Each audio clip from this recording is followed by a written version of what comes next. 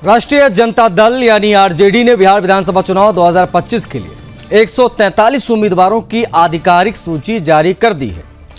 देखिए, बेहद महत्वपूर्ण खबर। यह लिस्ट दूसरे चरण के नामांकन के अंतिम दिन जारी की गई। महागठबंधन में चल रहे खींचतान विवाद के बाद उस कारण अब तक आरजेडी ने अपने उम्मीदवारों की सूची प्रकाशित नहीं की थी। लिस्ट जारी होने से पहले ही पार्टी ने सभी उम्मीदवारों को सिंबल यानी प्रतीक चिन्ह प्रदान कर दिया था। आरजेडी ने कई महत्वपूर्ण सीटों पर प्रमुख नेताओं को मैदान में उतारा है। पार्टी के सबसे बड़े चेहरे तेजस्वी यादव अपनी पारंपरिक सीट राघोपुर से चुनाव लड़ रहे हैं। वो नॉमिनेशन फाइल कर चुके हैं। मधेपुरा से चंद्रशेखर, मोकामा सीट से बाहुबली सूरजभान सिंह की पत्नी वीणा देवी और साझा से अनुभवी नेता उदय नारायण चौधरी को उम्मीदवार बनाया गया। और आरजेडी की लिस्ट के साथ ही महागठबंधन के घटक दलों के बीच 3 सीटों पर सीधा टकराव सामने आया है। वैशाली में कांग्रेस प्रत्याशी अजय कुशवाहा बनाम आरजेडी प्रत्याशी संजीव कुमार, मतलब वैशाली सीट पर महागठबंधन खुद आपस में लड़ रहा है। लालगंज में अगर बात करें तो वही हाल। लालगंज में कांग्रेस के आदित्य कुमार हैं तो आरजेडी की तरफ से शिवानी शुक्ला ने नॉमिनेशन फाइल कर दिया। सिकंदरा से कांग्रेस के विनोद चौधरी हैं तो इधर आरजेडी से उदय नारायण चौधरी। कहलगांव सीट की अगर हम बात करें तो फिलहाल यहां वेट एंड वॉच की स्थिति, लेकिन मामला जस के तस ही नजर आ रहा है। यहां प्रवीण कुशवाहा और आरजेडी प्रत्याशी रजनीश आनंद आमने सामने हैं। प्रवीण कुशवाहा दोपहर में नामांकन करने की संभावना रख रहे हैं। आरजेडी की यह लिस्ट 2020 विधानसभा चुनाव की तुलना में 1 सीट कम है। 2020 में पार्टी ने 144 सीटों पर चुनाव लड़ा था, सबसे बड़ी पार्टी बनी थी। खैर, सहयोगियों के लिए आरजेडी ने 100 सीटें कुल छोड़ दी हैं। मतलब आरजेडी ने अपने तरफ से स्थिति स्पष्ट कर दी है कि भाई हम इन सीटों पर लड़ेंगे, बाकी कांग्रेस अपना समझे। अब कांग्रेस 70 सीटों पर पिछली बार चुनाव लड़ी थी, लेकिन सिमट गई थी 19 सीटों पर। जीत के आंकड़े को अगर हम देखें तो, लेकिन खींचतान लगातार इसमें दिखाई दे रहा है।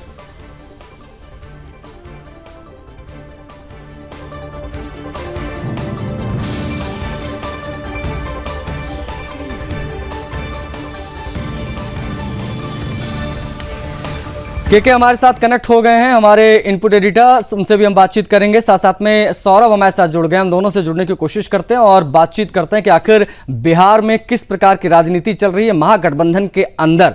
सबसे पहले सौरभ, ग्राउंड की क्या स्थिति आप देख पा रहे हैं, जरा बताइए, क्योंकि महागठबंधन में क्या हो रहा है समझ में कुछ नहीं आ रहा है।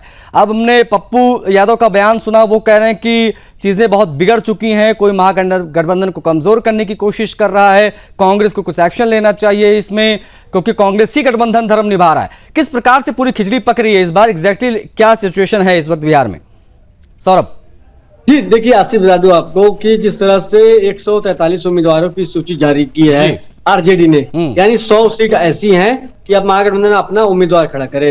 लेकिन 252 सीट बताई जा रही है, 252 सीट पर महागठबंधन लड़ रही है चुनाव। कई ऐसी सीटें हैं जहां दोनों, चाहे कांग्रेस की बात की जाए, आरजेडी की बात की जाए, चाहे कम्युनिस्ट पार्टी की बात की जाए, तो सभी ने अपने अपने उम्मीदवार खड़े किए, अपने उम्मीदवारों को सिंबल दिया है। देखिए, उनके जो नेता हैं, वरिष्ठ नेता हैं, कह सकते हैं डिप्टी सीएम रह चुके हैं तेजस्वी यादव, वो अपने परंपरागत जो सीट है राघोपुर, वहां चुनाव लड़ रहे हैं। अवध बिहारी चौधरी जो का सबसे सीनियर नेता हैं, लालू यादव के सरकार में भी मंत्री रहे हैं, राबड़ी देवी की सरकार में मंत्री थे और नीतीश कुमार की सरकार में विधानसभा के स्पीकर थे। तो अवध बिहारी चौधरी को इस बार आरजेडी मैदान में उतारा है। और देखिए, इसमें जो यादवों को एक मुक्त सृष्टि कर दिया गया है। आप जो भी नाम रख लीजिए, दीपक यादव, राहुल यादव, मनोज यादव, जो भी यादव आपके नाम याद आएगा उसको आपको इस टिकट में दिखाई देगा। और खबरें ये हैं कि जो महागठबंधन है, जो सहयोगी दल हैं, उनके बीच बातचीत बंद हो गई है, जो हमारे सोर्स बता रहे हैं। और जिस तरह से राजेश राम कांग्रेस के प्रदेश अध्यक्ष हैं, उनके खिलाफ लगातार बयानबाजी हुई आरजेडी की तरफ से लगातार बयानबाजी की गई थी। तो भारतीय जनता पार्टी भी उनके पक्ष में उतर आई थी और आरजेडी पे लगातार हमलावर हो गई थी कि वो दलितों का लगातार अपमान कर रहे हैं। बिल्कुल, और ये बहुत ज़्यादा आप कह सकते हैं कि ड्रॉबैक है, बहुत ज़्यादा बड़ा झटका है पूरे महागठबंधन के लिए। कृष्णकांत चौधरी हमारे इनपुट एडिटर कनेक्ट है। कृष्णकांत, वोटिंग से ठीक पहले चरण की वोटिंग से ठीक पहले महागठबंधन में इस प्रकार का सिर फुटौल, ये सिचुएशन है कि एक एक सीट पर 2-2 कैंडिडेट लड़ रहे हैं, मतलब एक ही सीट पर कांग्रेस भी लड़ रही है, आरजेडी भी लड़ रही है। ये कितना बड़ा झटका है पूरे महागठबंधन के प्रयासों को, और इसकी मुख्य वजह क्या लग रही है आपको? ये बहुत बड़ी बात आपने कही है। आज जिस तरह की आज द्वितीय चरण के जो नॉमिनेशंस हैं नामांकन का, उसका आज आखिरी दिन है और पूरे बिहार में सबकी नज़र लगी हुई थी कि महागठबंधन आखिर क्या फैसला लेने वाला है। सब कुछ होने के बाद जिस तरह से एनडीए अपने उम्मीदवारों की लिस्ट जारी कर दी थी, ये दबाव था महागठबंधन पर आखिर वो क्या फैसला लेती है। और जिस तरह की रस्साकसी पटना से लेकर दिल्ली में चल रही थी तो उम्मीद की जा रही थी कि आरजेडी बिल्कुल पसोपेश में है कि आखिर क्या करें। फाइनली उन्होंने जो आज उम्मीदवारों की लिस्ट जारी की है उसमें कुछ नाम चौंकाने वाले थे, खासकर 24 महिलाओं को उन्होंने टिकट दी है और 12 ऐसी सीटें हैं जहां पर महागठबंधन एक दूसरे के खिलाफ लड़ रही है, जिससे 5 सीटों पर आरजेडी है। तो आशीष, ये कहना होगा कि आरजेडी चुनाव की घोषणा के बाद से लेकर अब तक ऐसी स्थिति में नहीं आ पाई जहां पर वो अपने उम्मीदवारों की घोषणा करे। तो कुल मिलाकर एनडीए का मनोबल काफी बढ़ा हुआ है, जिस तरह से एनडीए ग्रास रूट लेवल पर काम कर रही है और एनडीए के पास जो वायदे हैं और जो भुनाने की कोशिश है जनता के बीच में, उनके लोग जा रहे हैं, उनकी पार्टियां जा रही है। प्रधानमंत्री से लेकर गृह मंत्री पटना में लगातार कैंपेनिंग कर रहे हैं, जो महत्वपूर्ण सीटें हैं वहां जा रहे हैं। और आपने समाचारों में सुना होगा कि प्रधानमंत्री मोदी की भी यात्रा अब से 2 दिन बाद शुरू हो रही है वहां पर। तो ये लगातार इस बात को दर्शाता है कि अपोजिशन जो विपक्षी पार्टियां हैं, कांग्रेस हो, आरजेडी हो या वीआईपी पार्टियां हो, बिल्कुल एक दुविधा में है, असमंजस में है। इन्हें फिक्स है कि आप किधर जाएं, उनको रास्ता नहीं दिख रहा है कि हम कैसे चुनाव में जाएं, कैसे मतदाताओं के बीच में जाएं। मुझे लगता है ये कहना अतिशयोक्ति नहीं है कि विपक्ष को एक रास्ता नहीं मिल रहा है कि कैसे मतदाताओं को रिझाएं। और विधानसभा चुनाव के मद्देनजर महागठबंधन के बीच रस्साकसी का दौर जो है वो लगातार दिखाई दे रहा है। महागठबंधन की स्थिति जो है वो आउट ऑफ कंट्रोल नजर आ रही है, उसकी आज हम बात कर रहे हैं। हमारे साथ सौरभ तिवारी ग्राउंड जीरो से कनेक्ट हैं, बिहार से जुड़े, उनसे हम बातचीत कर रहे हैं। हमारे इनपुट एडिटर कृष्णकांत चौधरी को आप देख पा रहे हैं, उनसे भी हम बातचीत कर रहे हैं। सौरभ की तरफ मैं बढ़ूंगा। सौरभ, पटना में मुकेश सहनी ये बयान देते हैं कि महागठबंधन थोड़ा अस्वस्थ है, डॉक्टर दिल्ली में बैठे, इलाज वहीं होगा। बड़ी बैठकें दिल्ली में भी हुई लेकिन कुछ हल नहीं निकला। विवाद की मुख्य वजह है क्या और किन दलों के बीच में मुख्य विवाद है, जरा ये स्पष्ट करना बहुत जरूरी है तमाम दर्शकों के लिए। कांग्रेस वर्सेस आरजेडी है या मुकेश सहनी की भी भूमिका महत्वपूर्ण रही इसमें, इस विवाद के बढ़ाने में? सौरभ जी देखिए, आपके सवाल का जवाब दो उससे पहले 1-2 नाम पर हम चर्चा करना बहुत जरूरी है। सिवान की जो सीट है रघुनाथपुर विधानसभा, वहां से एक समय सांसद हुआ करते थे मोहम्मद शहाबुद्दीन। हमारे इनपुट एडिटर कृष्णकांत चौधरी जी बखूबी जानते होंगे उनके बारे में।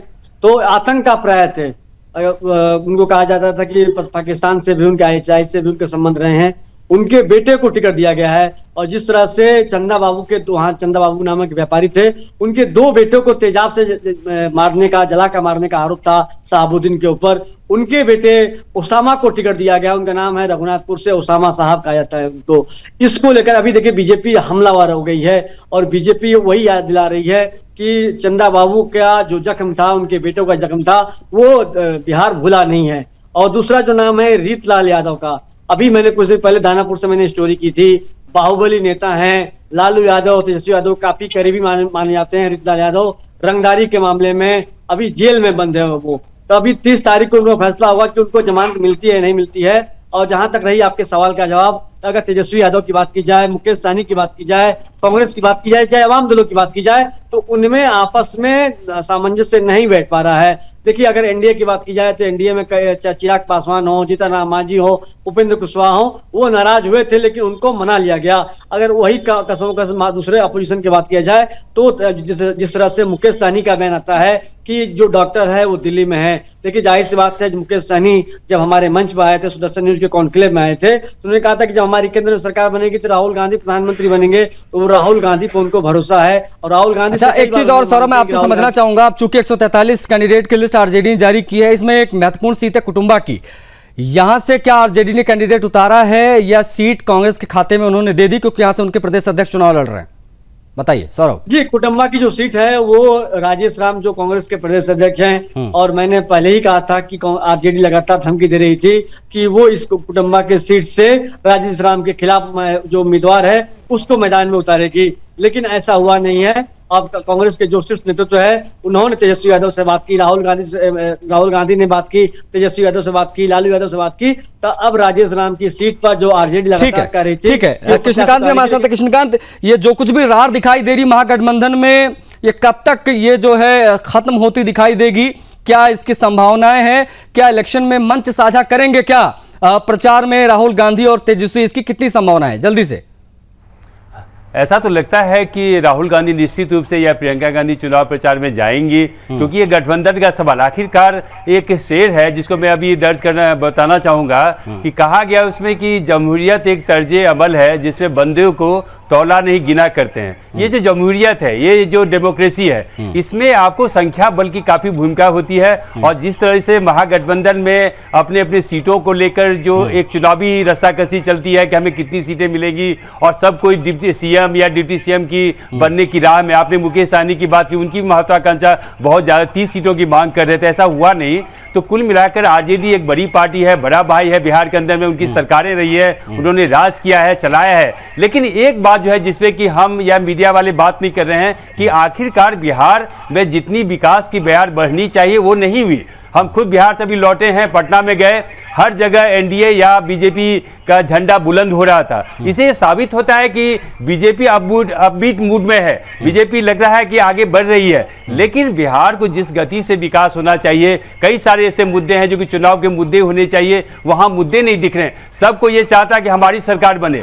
बिहार में शिक्षा के जो हाल है वो दिखनी चाहिए, बेरोजगारी है, और उसके अलावे जो एक अवसर होना चाहिए, इंडस्ट्री नहीं है, और धीरे धीरे प्रयास किया गया है लेकिन उतना नहीं है जितना होना चाहिए। आज़ादी के बाद 1960 तक बिहार की समस्या ये सरकार भी है कृष्णकांत, समस्या ये भी है कि निशूज को महागठबंधन रेस कर ही नहीं पाया। जब समय था कि इसको रेस किया जाए, इसको नहीं उठाया गया, आप आपस में ही उलझे रह गए, लिहाजा अभी एनडीए आगे नजर आ रही है। शुक्रिया आप दोनों का जुड़ने के लिए, तमाम बातचीत के लिए। तो आरजेडी ने बिहार चुनाव में 143 कैंडिडेट्स की लिस्ट जारी की है। पिछली बार 144 पे लड़े थे, इस बार 143 सीटों पर उन्होंने अपने कैंडिडेट अनाउंस कर दिए हैं। कांग्रेस अब तक 60 कैंडिडेट हमने अनाउंस कर चुकी है, 6 फिलहाल में उन्होंने अनाउंस किए हैं। बहुत सारी सीटें ऐसी हैं जिस पर कांग्रेस और आरजेडी के दो प्रत्याशी जो है वो चुनाव लड़ रहे हैं। ये बहुत बड़ी स्थिति जो है वो खराब इसीलिए मानी जा रही है महागठबंधन की, क्योंकि आपसी रार जो है वो थमने का नाम नहीं ले रहा है।